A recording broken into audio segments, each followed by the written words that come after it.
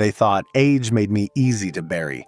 They forgot the part where I learned how to bury people quietly long before they were born. You want to know what dying feels like? Not the peaceful kind they show in movies. The violent kind, the betrayed kind, the kind where your own blood pushes you off a cliff and walks away whistling. That kind, I can tell you all about it because I lived through it, and that's the part they didn't plan for. See, when you get to be my age, people start looking at you different. Not like a person anymore, more like a problem that needs solving. An obstacle between them and what they think they deserve. They start doing math in their heads while they're sitting across from you at Thanksgiving dinner, calculating, waiting, pretending to care about your doctor appointments while really just wondering how many more Christmas checks they'll have to fake gratitude for. I'm 73 years old.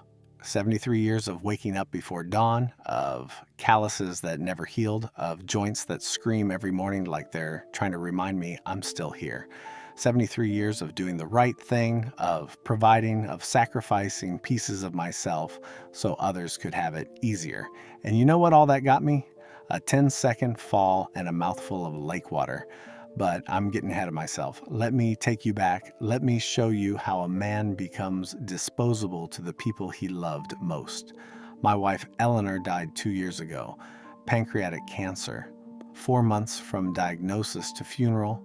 4 months of watching the strongest woman I ever knew turn into something fragile and afraid. 4 months of holding her hand while she apologized for leaving me like it was her choice, like she wanted to go. The day we buried her, I became someone different in their eyes. I could see it, at the way they looked at me at the reception. Not with sympathy, with assessment. My son Marcus, my daughter-in-law Jennifer, my grandson Tyler, they were all there in black, saying the right words, hugging me at the right moments. But their eyes were doing different work. Adding up the house, the life insurance, the retirement accounts, the land my father left me, 40 acres of Tennessee timber that's worth more now than he ever could have imagined.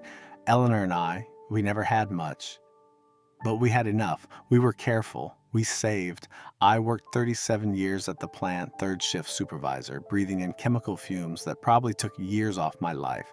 She worked at the elementary school cafeteria manager, making sure kids who came from nothing got at least one hot meal a day.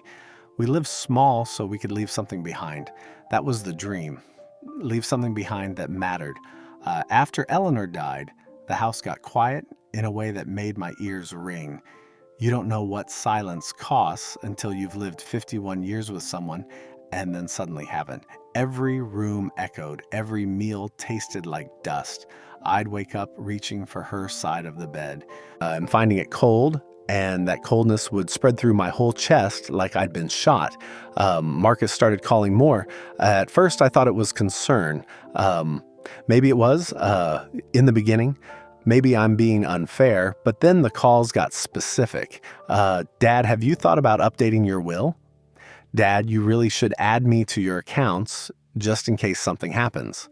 Dad, that house is too big for you now. Have you considered selling? I wasn't thinking clearly then.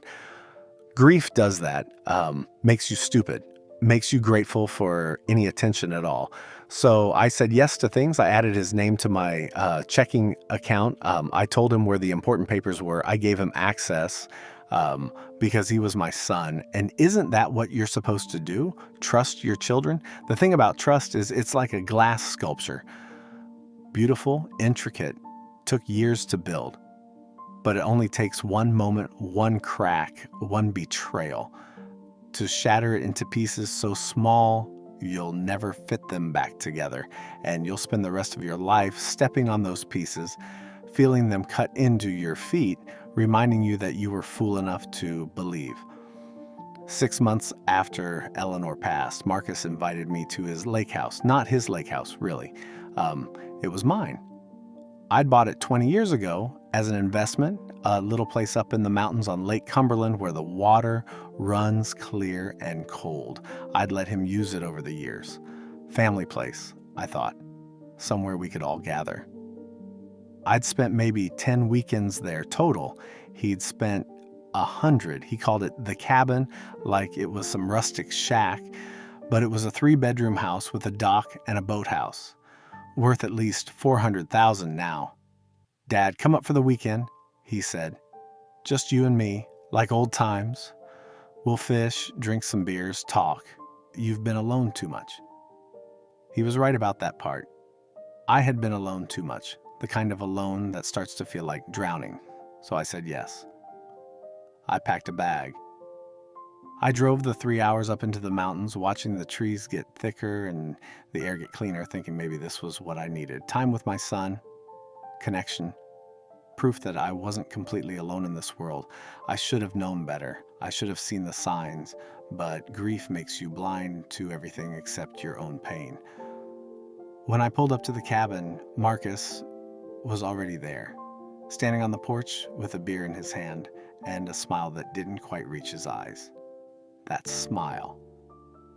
I've been replaying it in my mind for months now, dissecting it, looking for the truth I missed. There was something performative about it, something rehearsed. "Dad, you made it!" He came down the steps, hugged me too hard, too long. "Come on, I've got the grill going. Steaks tonight, the good stuff." The weekend started normal enough. We fished Friday morning, didn't catch much, but that was never really the point. We talked about surface things, weather, the Titans, his job at the insurance company. He didn't ask about me much, didn't ask how I was sleeping, if I was eating, if the house felt too empty. He talked about himself, about his stress, about Jennifer's spending, about Tyler's college tuition. "It's expensive, Dad. Everything's so expensive now. I don't know how we're going to make it work." I'd already paid Tyler's first year $28,000. I didn't mention that. Didn't want to seem like I was keeping score, but I remembered. I remembered every dollar, every sacrifice, every time I said yes when I should have said no.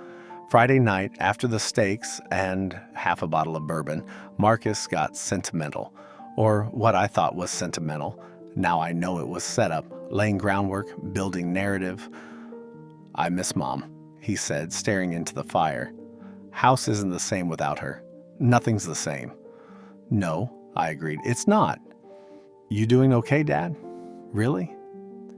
I want to tell him the truth. That I thought about joining her most days. That the only thing keeping me here was cowardice, not courage. That I was so tired of waking up to a world that felt grayed out and hollow.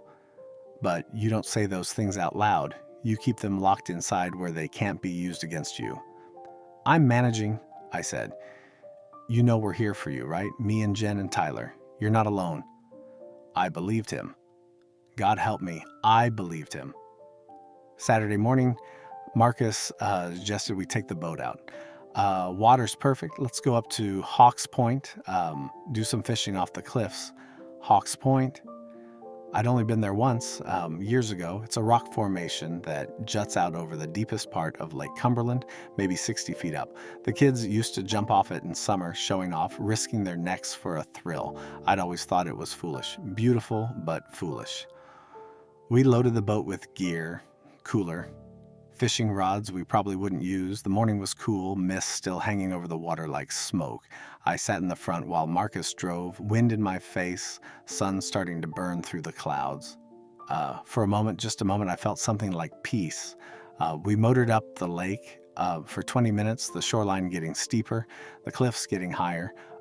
When we reached Hawks Point, Marcus cut the engine and let us drift. The water was dark green up there, so deep you couldn't see the bottom.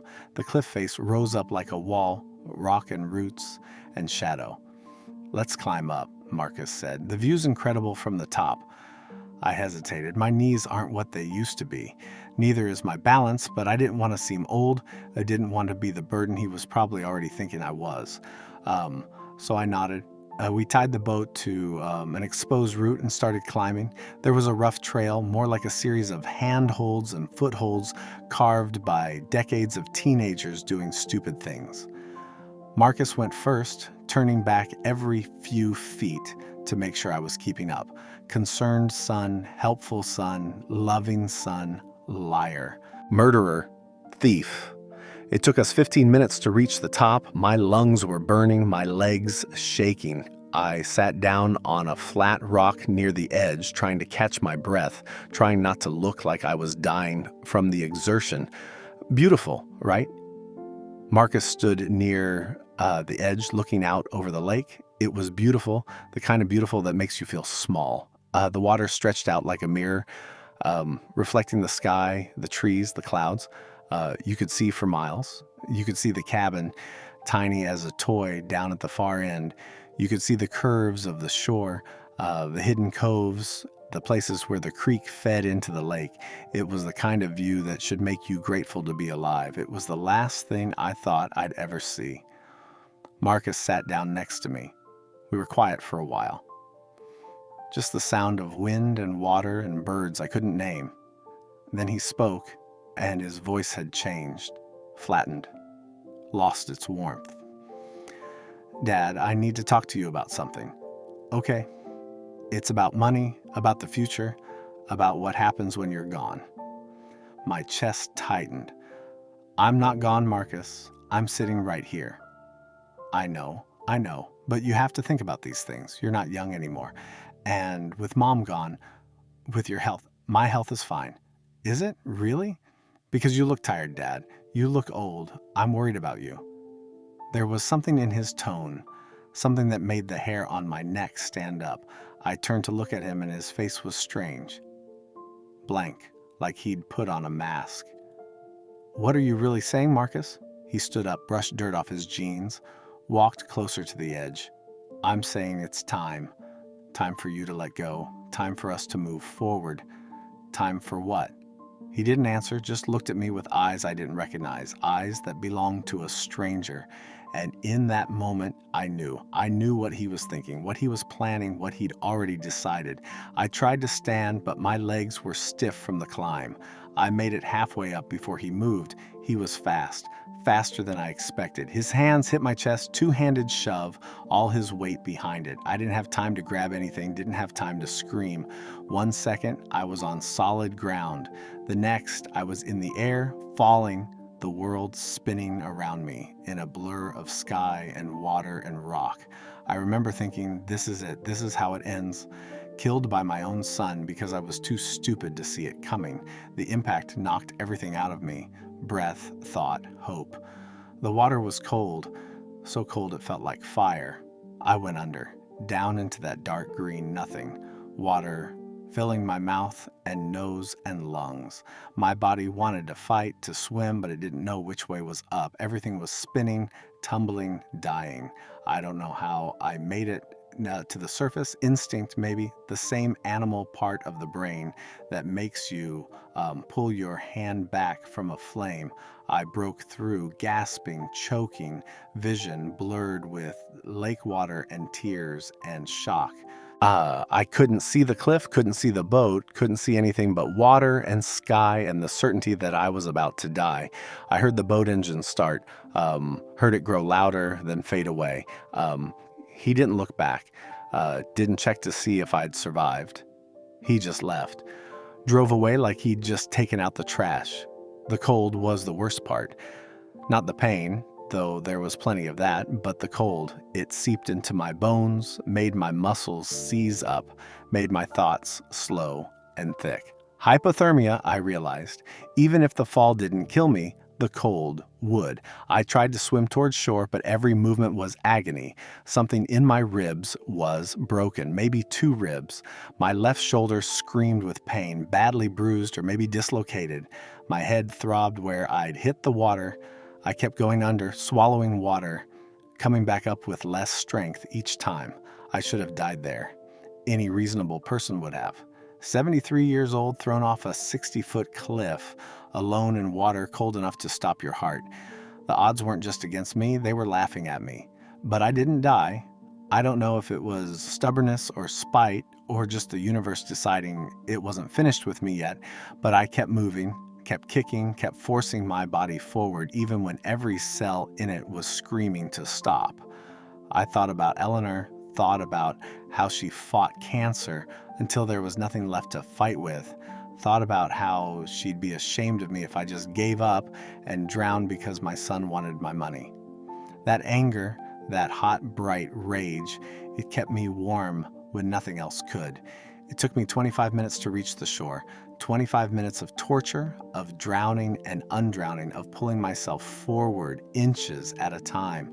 When my hands finally hit mud and rock, I didn't feel relief. I felt nothing. I was too empty for feelings. I dragged myself out of the water like some prehistoric creature crawling onto land for the first time. Collapsed on the bank, coughing up lake water and blood. Everything hurt. Everything, ribs, shoulder, head. My whole body was one giant bruise. I lay there for I don't know how long. Could have been minutes, could have been hours.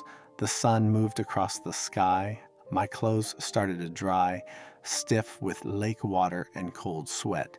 I kept expecting to hear the boat coming back. Kept thinking maybe he'd realized what he'd done, maybe he'd come to help, maybe it had all been a terrible accident. But deep down, I knew better. Deep down, I knew exactly what it was. Murder. My son had tried to murder me. Eventually, I forced myself to sit up, took inventory. 2 broken ribs for sure, maybe 3, left shoulder useless, dislocated and swollen, head wound bleeding but not gushing. Lungs hurt with every breath, but I could breathe. But alive, against all odds, against all logic, still breathing. I was on the wrong side of the lake, miles from the cabin, miles from any road. The terrain was rough, all cliffs and thick forest. No easy path, no cell service. I'd left my phone in the boat anyway, not that it would have mattered. I had 2 choices: sit there and wait to die of exposure, or start moving. Spite won. I got to my feet, took a step, and nearly blacked out from the pain. Gritted my teeth, took another step, and another. I started walking along the shoreline, looking for anything: a path, a house, a dock, another boat, anything. The walking was endless. Every step was its own small nightmare. My broken ribs stabbed into me with each breath. My left arm hung useless at my side. My vision kept blurring. I fell twice, had to drag myself back up both times, tasting blood and dirt and failure. But I kept moving. It was late afternoon when I finally saw it, a small hunting cabin set back from the shore, barely visible through the trees. No car outside, no lights on. Probably empty, but it was something. I made it to the door, tried the handle. Locked. Of course. I picked up a rock with my good hand and smashed the window next to the door, reached through, unlocked it from the inside. The crash of breaking glass was the most beautiful sound I'd ever heard. Inside, the cabin was basic. 1 room, wood stove, couple of cots, shelves with canned food and old magazines. I collapsed on one of the cots, and the world went dark. I woke up in darkness, not knowing where I was, not remembering how I got there. For a few seconds, I thought I was in my own bed, that Eleanor was downstairs making coffee, that the whole thing had been a nightmare. Then the pain hit, and I remembered everything. The cabin, the cliff, the water, Marcus's hands on my chest, the boat engine fading away. I was alive. I didn't feel lucky. I felt furious. The anger that woke up with me wasn't the hot, explosive kind. It was cold, methodical, the kind of anger that doesn't make you stupid. It makes you dangerous. I lay there in the dark, listening to my own ragged breathing, and something shifted inside me. Something fundamental. The father died in that lake. What crawled out was something else entirely. It took me 5 days to recover enough to move properly. 5 days in that cabin, rationing canned beans and stale crackers, drinking water from the pump outside, trying not to die from my injuries. I popped my shoulder back into place on day 2, learned that in the Army 40 years ago, wrapped my ribs tight with strips torn from an old blanket. Cleaned my wounds with whiskey I found under the sink, cheap stuff that burned like acid but probably saved me from infection. Those 5 days were a gift. Time to think, time to plan, time to realize that being dead, or presumed dead, gave me something I'd never had before. Freedom. No rules, no expectations, no obligation to be the forgiving father, the understanding victim, the pathetic old man who just let this go.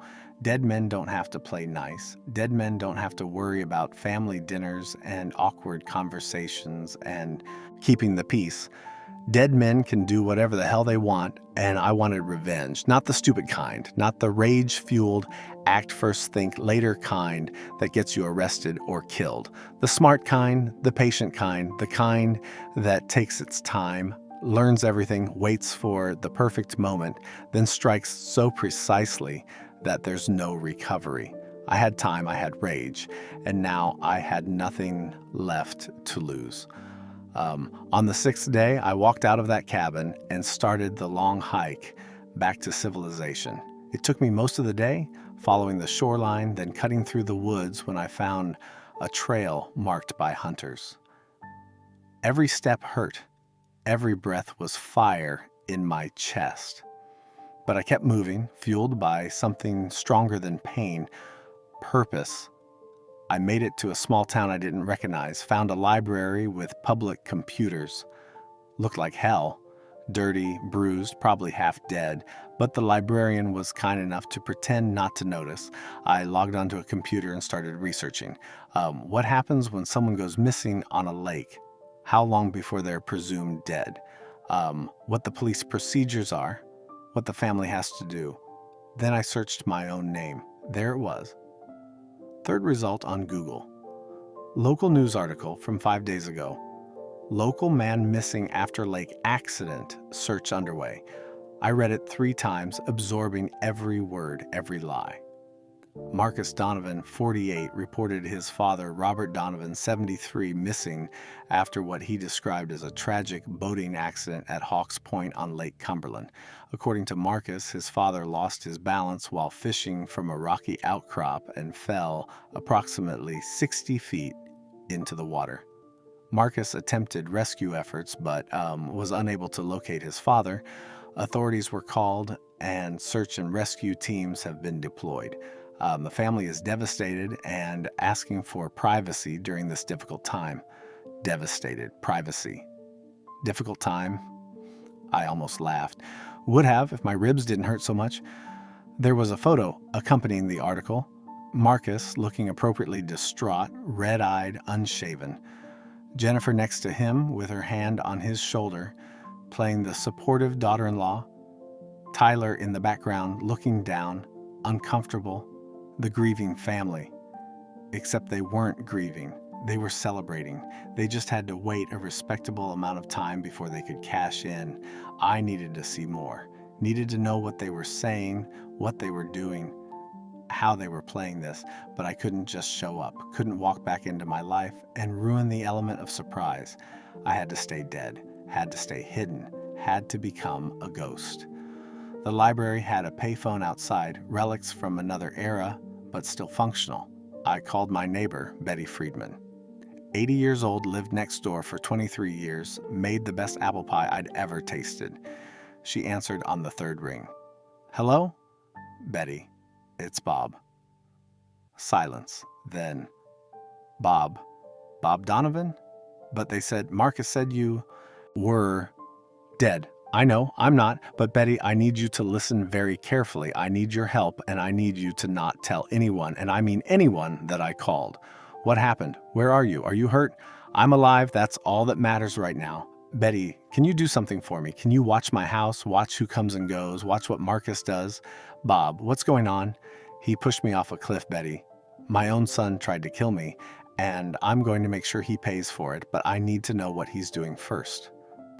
Another silence. Longer this time. Then her voice came back, harder than I'd ever heard it. I knew that boy was no good. I saw him over there yesterday with a locksmith. They changed all your locks. Of course they did. Securing their investment, making sure no one could interfere with their plans. My house. The house I'd paid off 15 years ago, every single mortgage payment on time. The house where I'd raised him, where Eleanor had died, where I'd planned to live until they carried me out, and he'd changed the locks. What else, Betty? He and that wife of his, they were loading things into a truck. your things.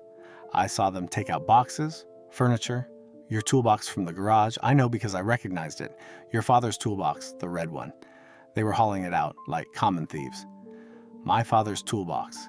He'd carried that thing for 40 years through 3 states and a dozen jobs. Gave it to me on my 30th birthday.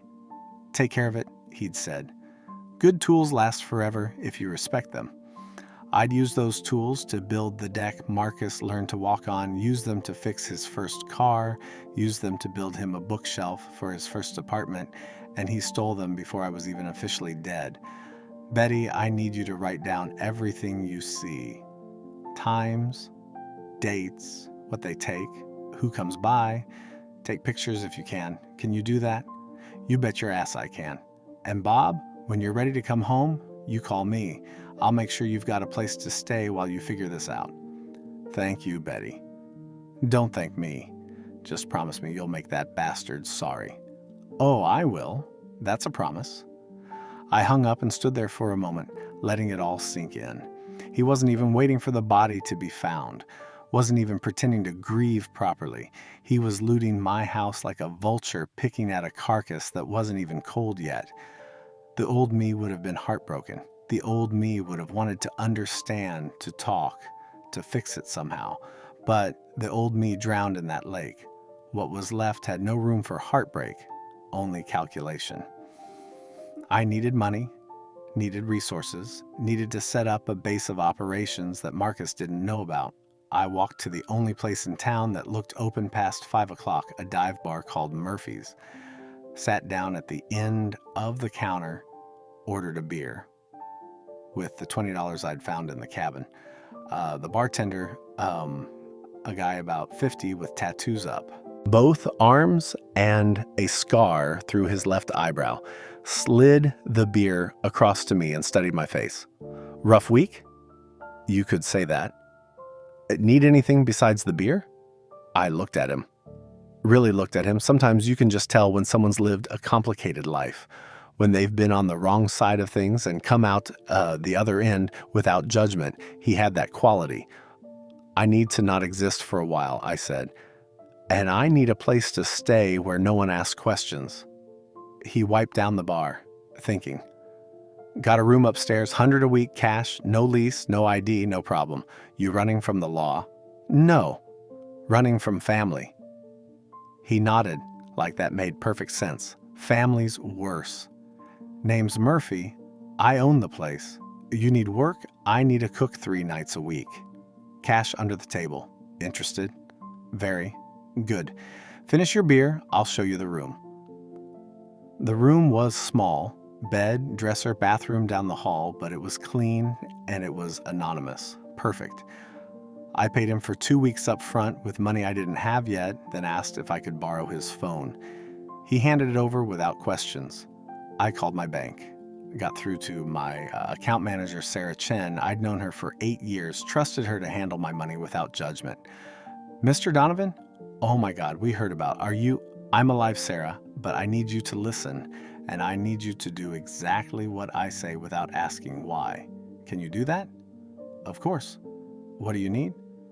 First, I need to know if anyone's tried to access my accounts in the last week. I heard her typing. Marcus Donovan came in 4 days ago. He had a copy of the police report about your disappearance and a notarized statement claiming authority as next of kin. We let him transfer funds from your joint checking account, the one with his name already on it. He moved $40,000 into his personal account. He also tried to access your other accounts, but those require additional documentation we don't have yet. $40,000. Just gone. Transferred like it was nothing. Like I'd given permission. Like I was actually dead. Sarah, I need you to freeze everything, all of it. Checking, savings, retirement, investments. Lock it all down. And I need you to remove Marcus's name from any accounts he's on. I can do that, but Mr. Donovan, you should report this to the police. This is fraud. It's theft. I will, but not yet. First, I need to gather evidence. I need to know exactly what he's done, what he's planning, what he's already taken. Then I'll bury him legally, but right now I need him to think he's getting away with it. I need him confident and careless. Can you freeze the accounts without alerting him? Yes, I'll put a hold on everything citing irregularities pending review. Standard procedure. He'll get a letter in a few days saying we need additional documentation. That should buy you time. Perfect. And Sarah, thank you for believing me. Mr. Donovan, I've known you for 8 years. You've never bounced a check, never missed a payment, never caused a problem. Your son came in here 4 days after your supposed death, demanding access to your money with tears that dried up the second he thought I wasn't looking. I believed you the moment you said your name. I hung up and sat on the edge of the bed, looking at my hands. They were shaking, not from fear, from rage, from the sheer audacity of what Marcus had done, what he was still doing. He'd killed me or tried to, and before my body was even found, he was spending my money, stealing my possessions, playing the grieving son for sympathy while robbing me blind. But now he had a problem. Now the money had stopped flowing. Now there were questions, delays, complications, and that would make him nervous. Nervous people make mistakes. I needed to see him, needed to watch him, needed to know what he was thinking, what he was planning, how he was reacting to the sudden roadblock in his inheritance plan, but I couldn't just show up. He thought I was dead. He needed to keep thinking I was dead. Over the next 2 weeks, I became someone else.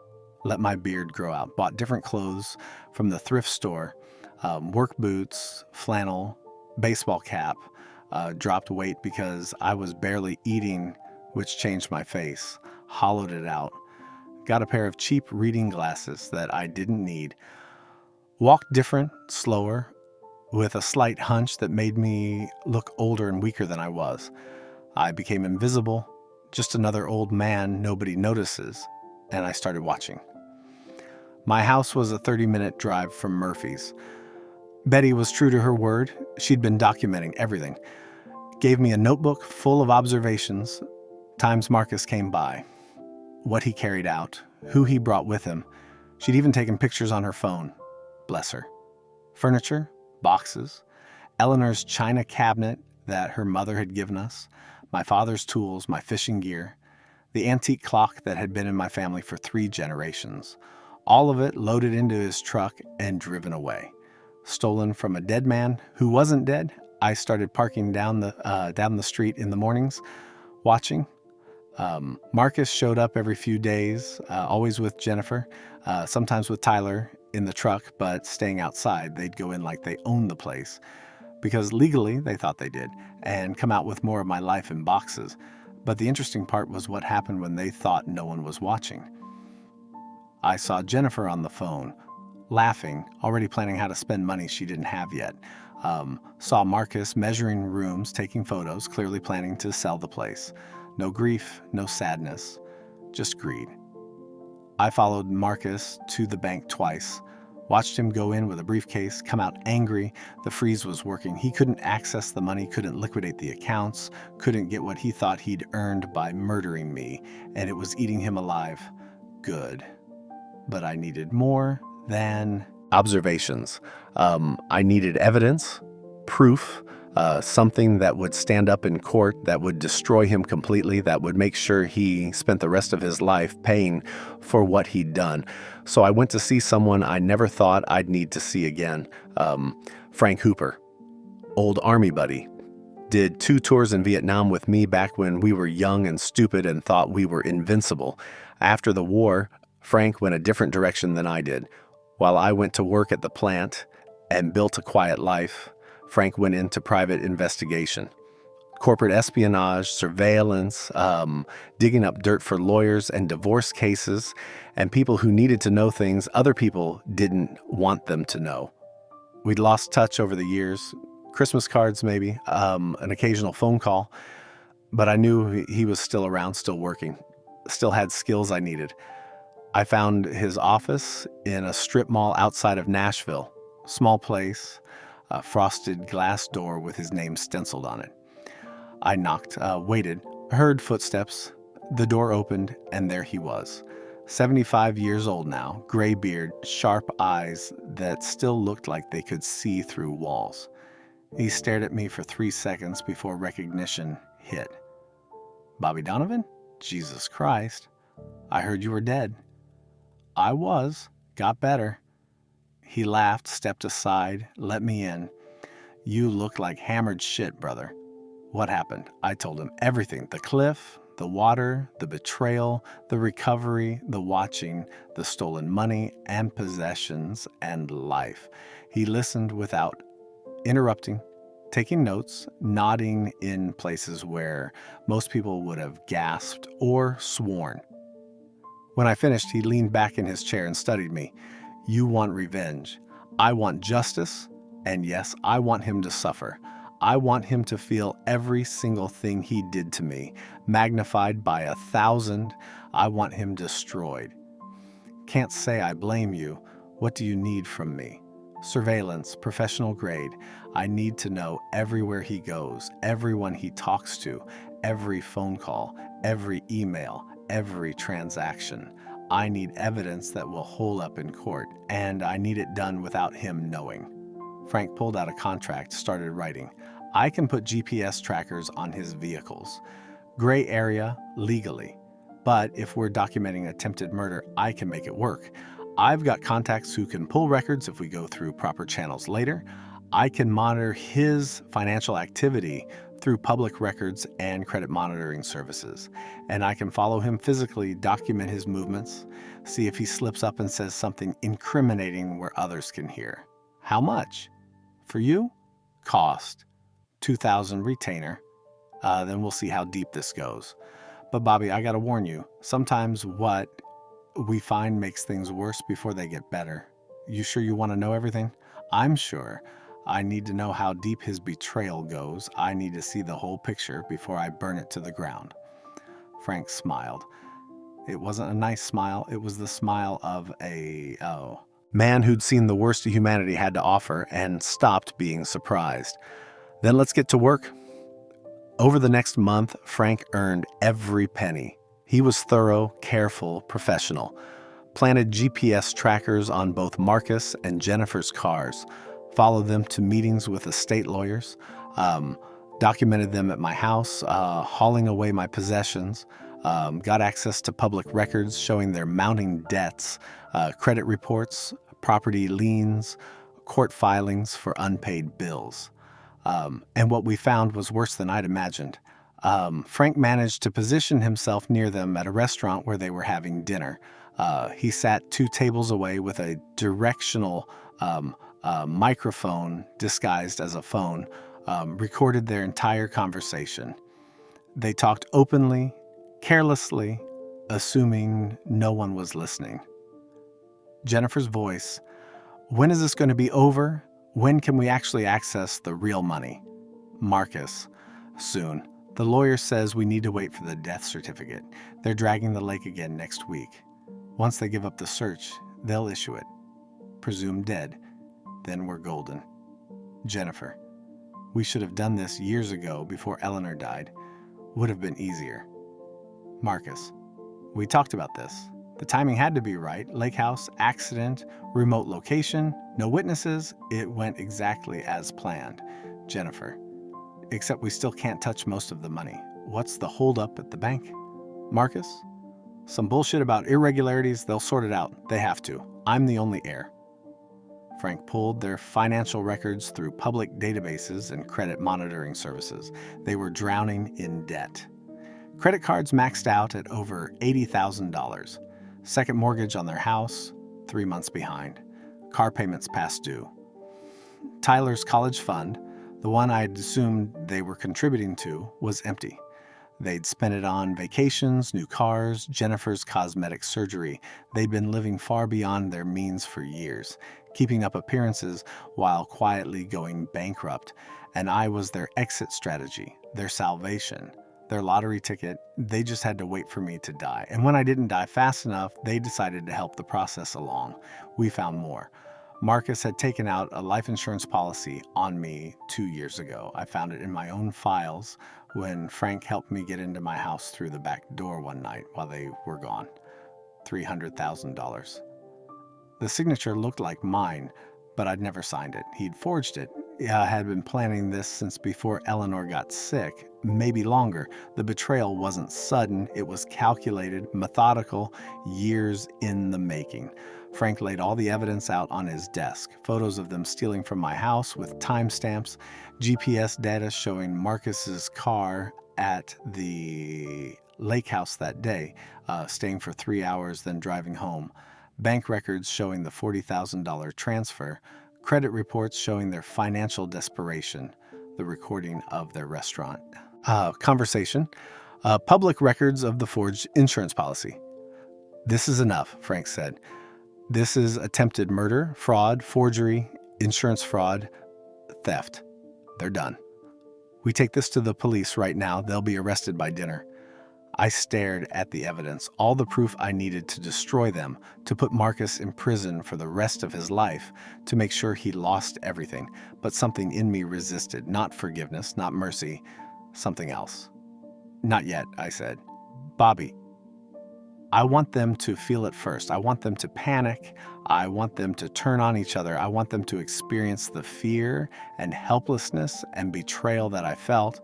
Then we'll bring in the police. Then we'll end it, but not yet." Frank looked at me with something like concern. "That's a dangerous game." "Good. I'm done playing safe." I took the evidence, thanked Frank, paid him more than he asked for, and walked out into the afternoon sun. I had everything I needed to destroy Marcus legally, but legal destruction wasn't enough. I wanted him to suffer first, wanted him to feel the walls closing in, wanted him to understand that there are consequences for trying to murder your father. So I started the next phase, the psychological phase, the part where I made them think they were losing their minds. I started with the money. Used my access, the access Marcus didn't know I still had, to lock him out of everything. Bank accounts, investment portfolios, life insurance claim, even the utilities on the lake house. Every dollar he thought he was going to get, I made inaccessible. Every door he thought was open, I slammed shut. Then I started making calls, anonymous calls from burner phones I bought at gas stations, called Jennifer's cell phone at 2 a.m, let it ring twice, hung up. Called Marcus's office in the middle of important meetings, didn't say anything, just breathed, just let them know someone was watching. I sent letters, typed on an old typewriter Frank let me borrow. Simple messages. "I know what you did. The dead remember? Hawks Point knows." Mailed them from different post offices around the state. No return address, no signature, just enough to make them paranoid. I watched their fear grow, saw Marcus start looking over his shoulder when he walked to his car, saw Jennifer checking her phone, compulsively jumping at every notification, saw them arguing in their driveway, voices getting louder, accusations flying. The money problems were getting worse for them. Without access to my accounts, they couldn't pay their own debts. Creditors started calling. Repo Man came for one of their cars. I watched from down the street as they had to explain to the neighbors why their Mercedes was being towed away. Good. Then I escalated. I knew their routines by now. Knew Marcus went to the gym every Tuesday and Thursday morning at 6. Knew Jennifer got her nails done every Friday at 2. Knew Tyler was usually at college during the week. So I started appearing in places they'd see me. Not clearly, not obviously, just enough to make them question their sanity. I stood across the street from the gym, early morning, wearing a hoodie and those cheap glasses. Marcus came out after his workout, towel around his neck, water bottle in hand. I let him see me for just a second before I turned away, heard him shout something, heard him running. But by the time he got across the street, I was gone, disappeared into the alley behind the building. I did it again at Jennifer's nail salon. Stood outside looking through the window, made eye contact. She went pale, dropped her phone. By the time she got outside, I was 3 blocks away. I left my father's toolbox on their front porch, the one Marcus had stolen, left it there in the middle of the night with a note, "Thought you might need to fix what you broke." The next morning, I watched through Betty's window as Marcus found it. Watched him look around frantically, searching for whoever had left it. Watched him carry it inside like it was contaminated. That night, Jennifer called the police. I know because Frank was still monitoring their movements and overheard her on the phone in their driveway. I listened to his recording later, her voice shaking, telling the officer that someone was stalking them, leaving things, watching them, that she thought it might be related to her father-in-law's death. The officer asked if she had any proof, any evidence, any clear sightings or threats. No, she admitted, just a feeling, just fear. The officer said he'd send a patrol car by a few times, but without evidence, there wasn't much they could do. Maybe it was just grief making them see things. Maybe they needed to talk to someone, a therapist perhaps. She hung up, crying. Good. Marcus was falling apart faster than Jennifer. I could see it in how he moved, how he carried himself. The confidence was gone, replaced by paranoia. He started drinking more. I followed him to a bar 3 times in 1 week. I watched him sit alone, downing whiskey, staring at his phone like it held answers it couldn't give him. I sent him a text from a burner phone. Just 1 sentence. Did you think the water would keep your secret? He called the number back immediately. I let it ring. Didn't answer. Let him sit there with the phone pressed to his ear, listening to it ring and ring and ring with no response. 10 minutes later, he threw the phone across the bar. Had to pay for the mirror it broke. Their marriage was fracturing too. Frank's surveillance caught them fighting in their driveway almost every night. He'd position himself down the street with his directional microphone, recording everything. Screaming matches about money, about the lake house, about what they'd done. Jennifer blamed Marcus for the plan failing. Marcus blamed Jennifer for pushing him to do it in the first place, each of them trying to offload the guilt onto the other.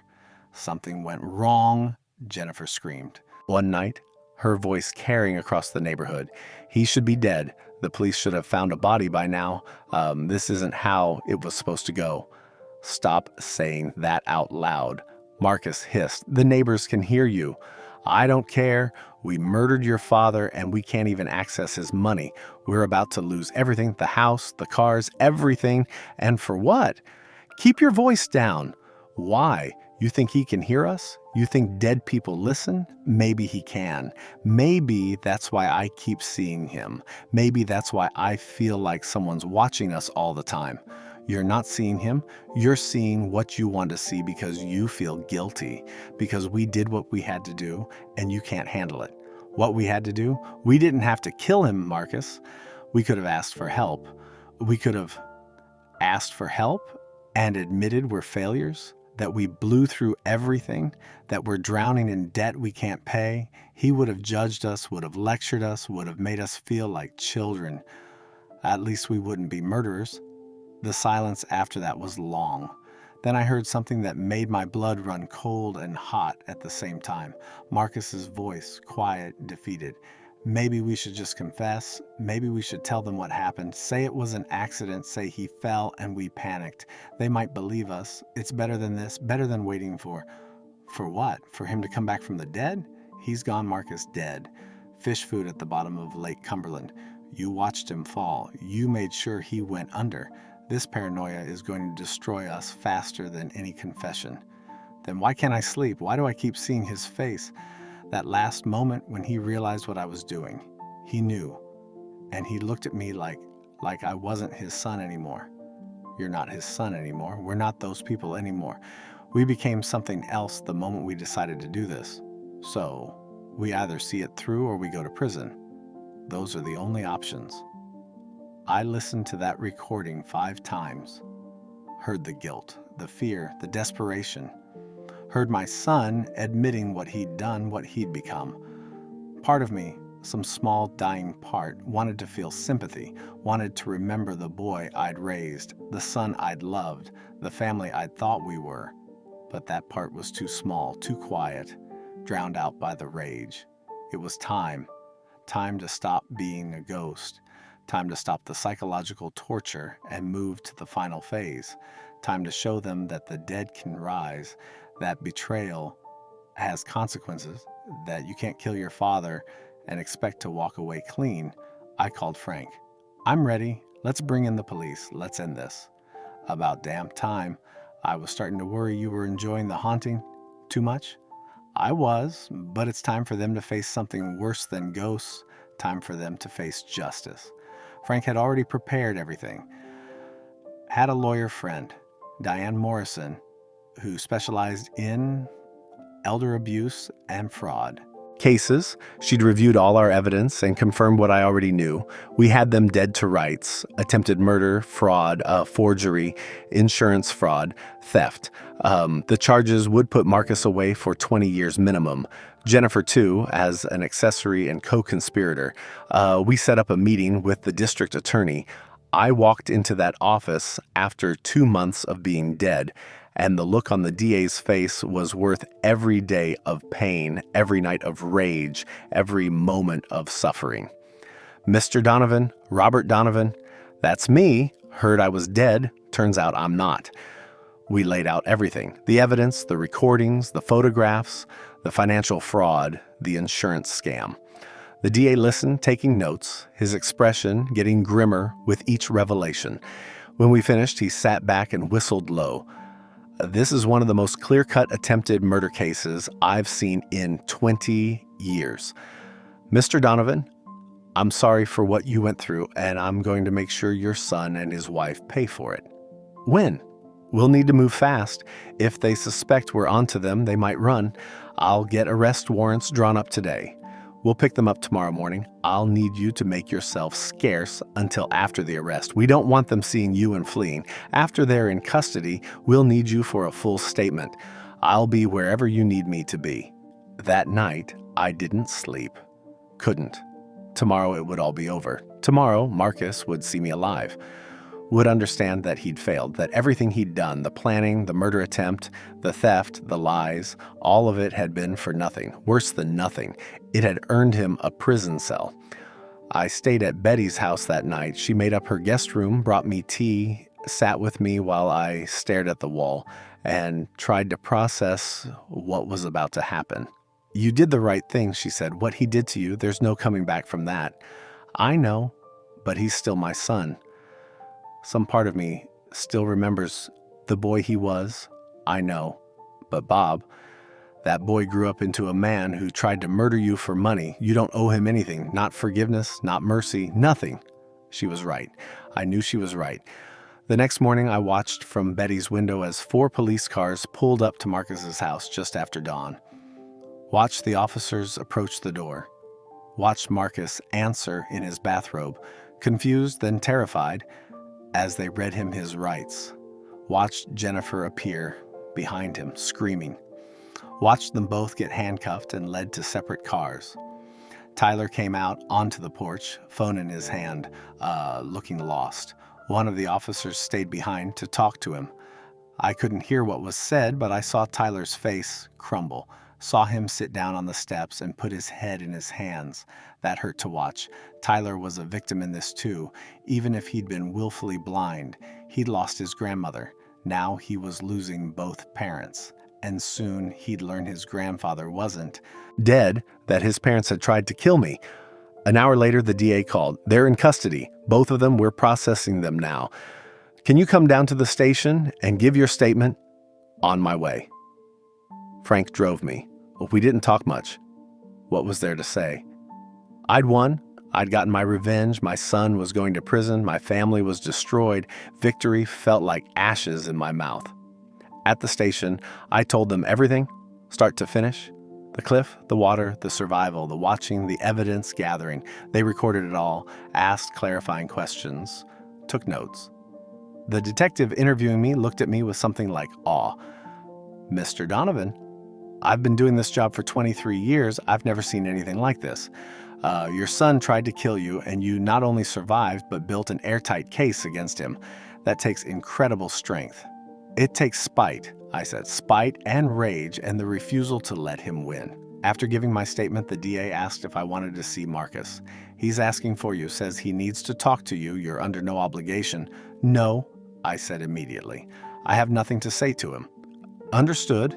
We'll be formally charging them both this afternoon. Attempted murder in the first degree for Marcus. Conspiracy to commit murder and accessory after the fact for Jennifer. Fraud and forgery for both. They'll be arraigned tomorrow. We'll be recommending no bail given the severity of the charges. Good. I left the station and went back to Murphy's. Sat in my room and stared at the wall for hours. It was done. Justice was being served. Marcus would go to trial, would be convicted, would spend decades in prison. Everything I'd worked for had come to pass. So why did I feel so empty? Frank stopped by that evening with Chinese food and beer. We ate in silence for a while before he finally spoke. You okay, brother? I don't know what I am. You're a survivor, and you're a man who refused to be a victim. That's something to be proud of. Is it? Because right now I just feel tired and old and alone. You're not alone. You've got Betty, you've got me, you've got a whole second chance at life that most people don't get. A second chance at what? My wife is dead. My son tried to kill me. My family is gone. What exactly am I supposed to do with this second chance? Frank was quiet for a long moment. Then, whatever the hell you want, that's the point. You're not obligated to anyone anymore. Not to Marcus, not to expectations, not to the man you used to be. You get to decide who you are now. That's freedom, Bobby. Terrible, painful freedom, but freedom nonetheless. The trial took 11 months. 11 months of pre-trial hearings, motions, jury selection, delays. I testified for 2 days. Told the whole story, every detail, every moment of betrayal. The defense tried to paint me as vindictive, as a bitter old man seeking revenge against a son who'd made a terrible mistake in a moment of desperation. The jury didn't buy it. The recordings were played in court. Marcus and Jennifer's own words condemning them. Lake house, accident, remote location, no witnesses. It went exactly as planned. The jury heard every syllable, saw every piece of evidence. Betty testified about watching them steal my possessions. Sarah from the bank testified about the suspicious financial activity. Frank testified about the surveillance, the GPS data, the timeline. The prosecution's case was ironclad. Marcus got 25 years, Jennifer got 15, both convicted of attempted murder, conspiracy, fraud, theft. The judge showed no mercy in sentencing, calling it one of the most calculating and cold-blooded betrayals he'd seen in his career. Tyler testified at the sentencing hearing. He was 19 now, living with Jennifer's sister, trying to finish college while his parents sat in prison jumpsuits. He spoke about the family he'd thought he had, the lies he'd believed, the grandfather he'd thought was dead who'd turned out to be alive, and watching them the whole time.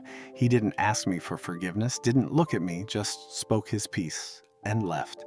I tried to feel something for him, couldn't quite manage it. He'd been there when they stole my things. He'd benefited from my money. He'd chosen not to ask questions. That was its own kind of guilt, even if it wasn't criminal. After the sentencing, I sold the lake house. Couldn't stand to look at it anymore. Couldn't stand to remember what had happened there. Sold my old house, too. Too many memories, too many ghosts. Bought a small place, an hour outside of Nashville, somewhere nobody knew me, somewhere I could be anonymous. Betty called every week to check on me. Frank stopped by sometimes, brought beer, made sure I was eating. A few old friends reached out when they heard what happened. Most people just stared, some with sympathy, some with that awful, fascinated horror people get when they hear about family violence. I didn't care what they thought anymore. The first year after the trial was strange. I had to learn how to be just myself. Not a father, not a husband, not a victim, not a ghost. Just Bob Donovan, 74 years old, alive against all odds, free in ways I'd never been. I started checking things off a list I'd never had time to make before. Went to Montana, saw the mountains I'd only seen in pictures. Learned to paint badly. but I learned. Took a woodworking class, made a chair that wobbled but held weight, started volunteering at the VA hospital, talking to old soldiers who needed someone to listen, found out I was good at listening, good at understanding, good at helping people who'd been betrayed by the people they trusted most. Turns out, trauma makes you fluent in other people's pain. Betty Friedman became my best friend. We had dinner every Sunday, talked about everything and nothing. She never asked if I'd forgiven Marcus. She knew better. She just sat with me in the understanding that some things can't be forgiven, can only be survived. 1 year after the sentencing, I got a letter, prison envelope, Marcus's handwriting. I stared at it for an hour before I opened it. Inside, 5 pages, front and back, 10 pages of apology, explanation, justification, pleading. He was sorry. He understood what he'd done was wrong. He'd been desperate, stupid, cruel. He wanted forgiveness. He wanted another chance. He wanted me to write back, to visit, to give him hope that someday we could rebuild what he'd destroyed. I read it once, then I took it outside and burned it. Not out of anger, not out of revenge, just out of understanding. Understanding that forgiveness isn't something you owe your abuser. That love doesn't mean accepting the unacceptable. That being someone's father doesn't mean being their victim forever. I let the ashes scatter in the wind and went back inside. 3 years later, I'm still here. Still waking up every morning, still learning who I am without the weight of family obligation, still finding moments of something that might be peace, might be acceptance, might just be exhaustion. I'm 76 years old now, 3 years older than I was when my son tried to murder me. 3 years I wasn't supposed to have. 3 years he tried to steal from me. The math adds up different now. 5 days, recovering in the cabin. 2 months gathering evidence, 11 months waiting for trial. Another year finding myself, then 2 more years learning to live. People ask me sometimes if it was worth it. The revenge, the trial, the public humiliation of my own son. They ask if I regret it, if I wish I'd just let it go, moved on, forgiven. I tell them no. I tell them that seeking justice wasn't about making myself feel better. It was about making sure no one else got hurt. It was about making sure Marcus faced consequences for his actions. It was about refusing to be a victim, to be disposable, to be forgotten. They thought age made me easy to bury. They forgot the part where I learned how to bury people quietly long before they were born. But the thing they really forgot, the thing they never understood, I didn't survive to seek revenge. I survived because spite is a more powerful fuel than love, because rage can keep you warm when everything else has frozen, because sometimes the only way to honor the person you used to be is to become someone strong enough to defend them. I survived because I refused to die on someone else's terms. And that refusal, that stubborn, angry, painful refusal, it saved my life, not just at the lake, but every day after. Every morning I woke up and chose to keep going instead of giving up. Every moment I chose to rebuild instead of retreat. Every time I looked at my reflection and recognized the man staring back. They tried to write my ending. All they did was give me my beginning. I'm 76 years old now, 3 years older than I was supposed to be. 3 years I wasn't supposed to have. 3 years of learning that survival isn't just about staying alive. It's about deciding what kind of person you want to be after you've lost everything. I chose to be someone who doesn't forgive attempted murder, someone who demands justice even when it costs everything, someone who turns betrayal into fuel instead of letting it become poison. I chose to be someone who survives. And every morning when I wake up, when I make my coffee and sit on my porch and watch the sunrise, I think about that moment at the cliff. That split second when Marcus's hands touched my chest. When I saw what he was about to do, when I understood that the person I'd loved most in the world wanted me dead. And I think about how that moment, that terrible clarifying moment, it freed me from the obligation to be the perfect father, freed me from the need to sacrifice myself for people who didn't value the sacrifice, freed me from the lie that family means accepting abuse because blood is thicker than water.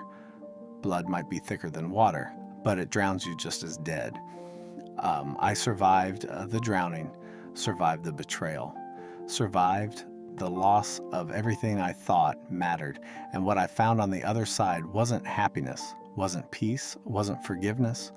What I found was myself. The person I'd buried under decades of duty and obligation and self-sacrifice. The person who was strong enough to demand better, strong enough to walk away from love that came with conditions, strong enough to say no, enough, never again. They thought they killed me at that lake. Maybe they did. Maybe the man I was died in that cold water, drowned under the weight of betrayal and broken trust. But something else came out, something harder, something that understood the difference between family and loyalty, between love and transaction, between sacrifice and being sacrificed. I look at my hands sometimes, these old, scarred, working hands that built houses and raised children and held my wife while she died. These hands that dragged me out of freezing water when every cell in my body was screaming to stop. These hands that signed the papers that sent my son to prison. They're good hands, strong hands, hands that know how to build and how to destroy, how to hold on and how to let go. I've made my peace with what I did, with who I became, with the price I paid and the price I demanded others pay. And if I had to do it all again, if I could go back to that morning at the cliff, knowing what I know now, feeling what I feel now, carrying all this weight and pain and rage, I'd do it exactly the same because the alternative was death, not just physical death in that lake, but the slow, corrosive death of letting betrayal win, of being the victim who accepted his fate, of dying quietly so other people could live comfortably on my corpse. I refused that death. I refuse it still. Every single day. They thought age made me easy to bury. They were wrong. Age made me dangerous, made me patient, made me strategic, made me willing to do whatever it took to survive and make sure survival meant something. I'm not the man I was. I'm not the father, the husband, the provider, the peacemaker. I'm not the person who swallows his anger to keep everyone else comfortable. I'm not the old man waiting quietly for death.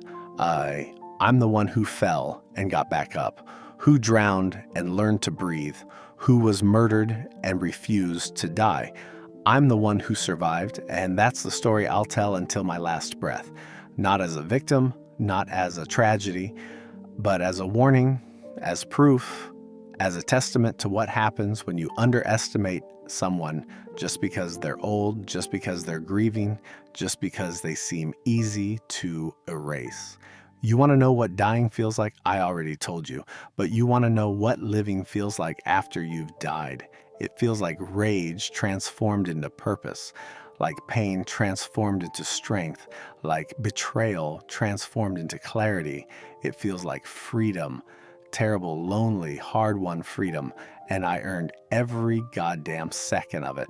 They tried to write my ending, tried to close the book on my life, put me in the ground, divide up my possessions, and move on like I'd never mattered. All they did was give me my beginning, the beginning of the rest of my life.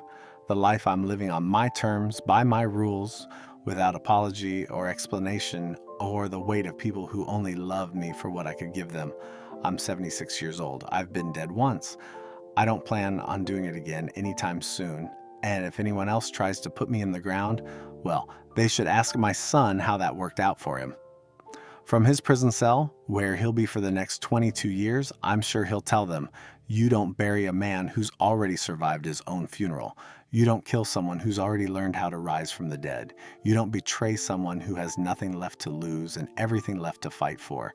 They thought I was finished, thought I was done, thought the story ended when I hit that water. They were wrong.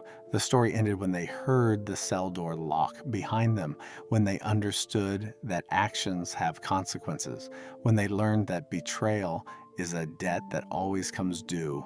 And me, I'm still here, still breathing, still waking up every morning and choosing to exist, choosing to matter, choosing to be more than the victim they tried to make me. That's my revenge, not their suffering, not their imprisonment, not even their regret. My revenge is that I survived, that I rebuilt, that I turned their attempt to erase me into the catalyst for becoming someone stronger than I'd ever been. My revenge is that I'm free and they're not. And every single day I wake up and live the life they tried to steal. That's justice. Cold, hard, beautiful justice. They tried to bury me. They forgot I was a seed.